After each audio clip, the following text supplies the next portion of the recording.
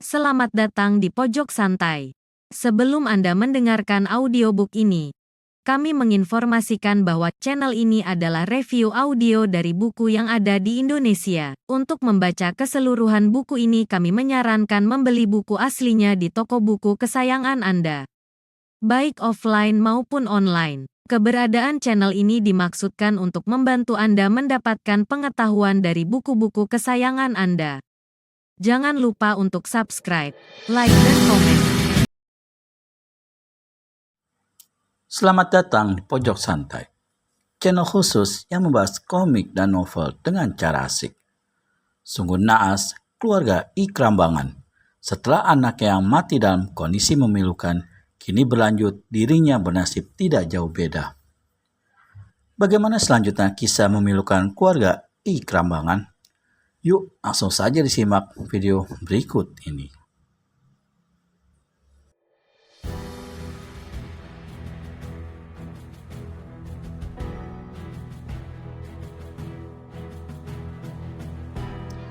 Dalam melarikan kuda hitamnya, Laksana diburu setan itu masih terbayang di pelupuk matanya upacara pembakaran jenazah Nyi Ayu Tantri.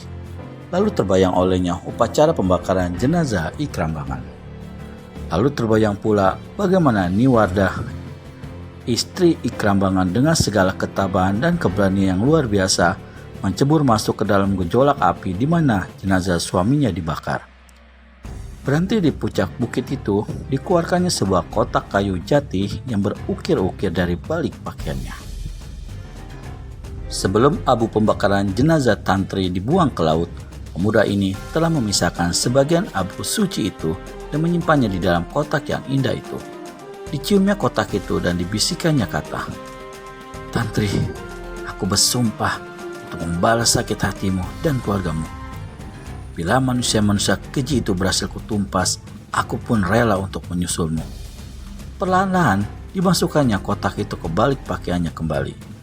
Ketika tali kekang kuda hitam hendak disentakkannya, matanya melihat seorang penunggang kuda keluar dari hutan, memasuki jalan kecil di kaki bukit, lalu memacu kudanya ke arah timur.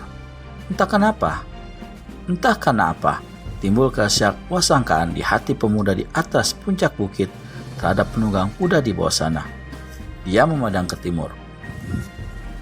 Jika dia bergerak cepat, sekurang-kurangnya dia akan berhasil menyusul orang itu dan menunggunya di tikungan dekat jurang di sebelah timur sana.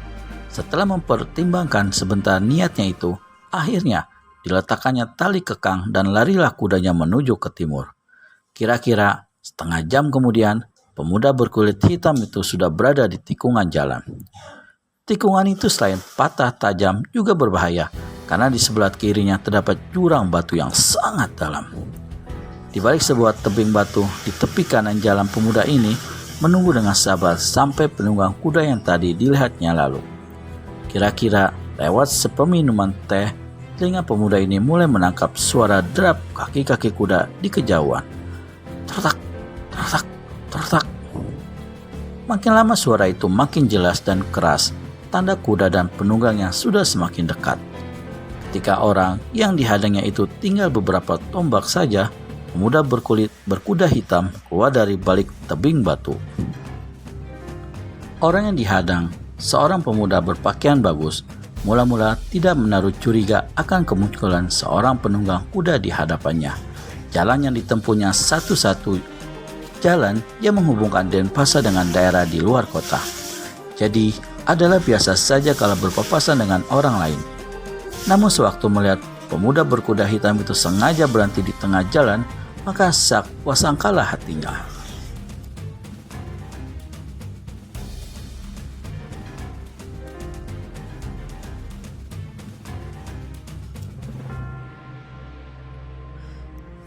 Pemuda berpakaian bagus itu menghentikan kudanya dalam jarak 15 langkah. Keduanya saling pandang sejurus. Pemuda yang berpakaian bagus akhirnya membuka mulut. "Saudara, harap kau suka memberi jalan." Orang yang diajak bicara masih memandang tajam-tajam.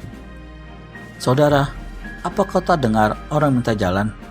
ujar pemuda berpakaian bagus, berbadan tinggi kurus dan berwajah pucat pasi. Suaranya mulai keras tanda gusar. Jalan ini bukan milikku.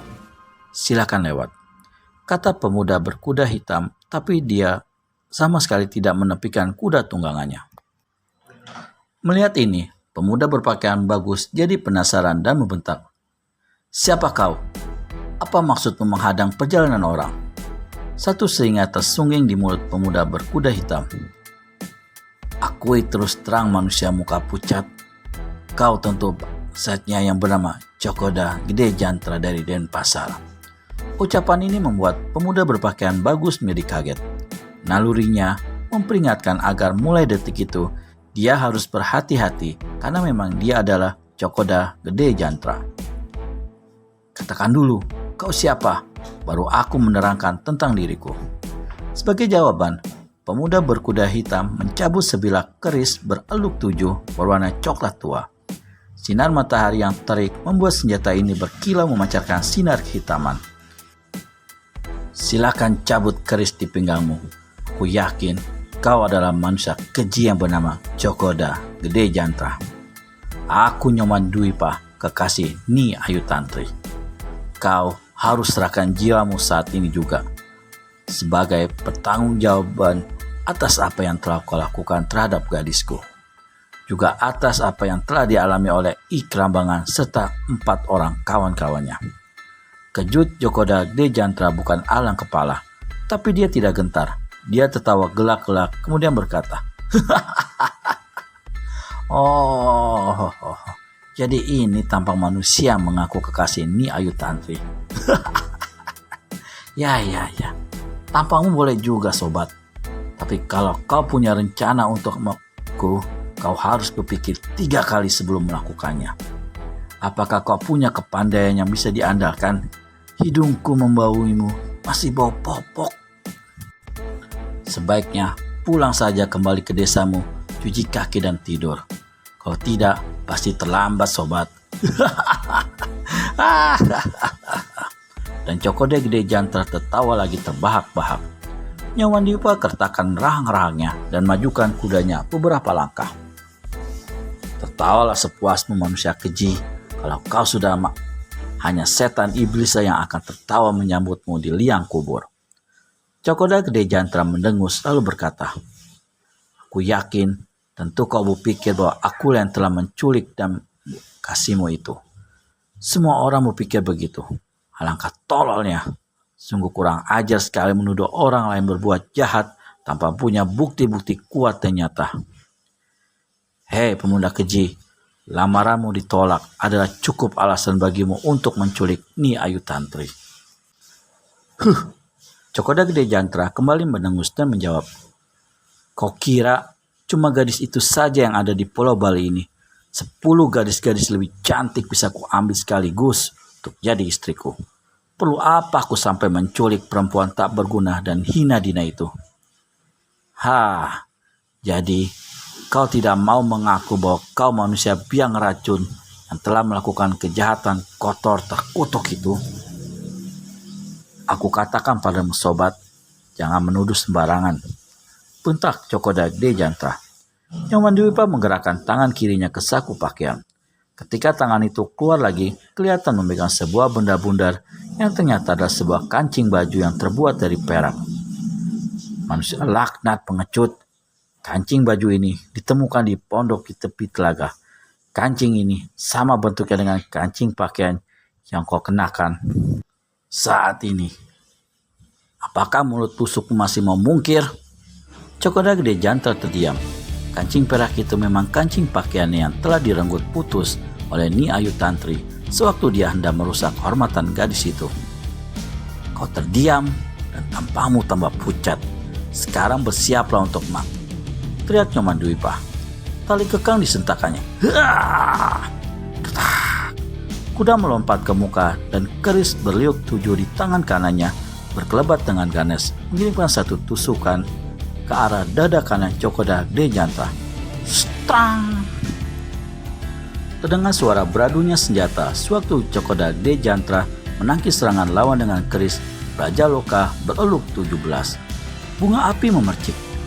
Di atas punggung kudanya, Nyoman Dwipa terkejut bukan main. Daya tangkis lawan kuat luar biasa, hingga bukan saja tangan kanannya tergetar hebat, tapi tubuhnya pun terhuyung-huyung.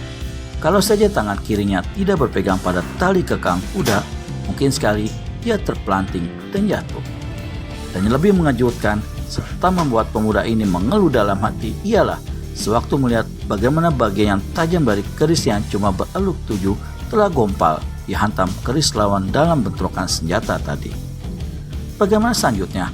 Bisakah Nyoman Dwipa membalaskan sakit hatinya? Temukan jawabannya di video selanjutnya hanya di channel Pojok Santai. Segera subscribe dan tekan tombol lonceng untuk mendapat notifikasi video terbaru dari kami. Terima kasih dan sampai bertemu kembali.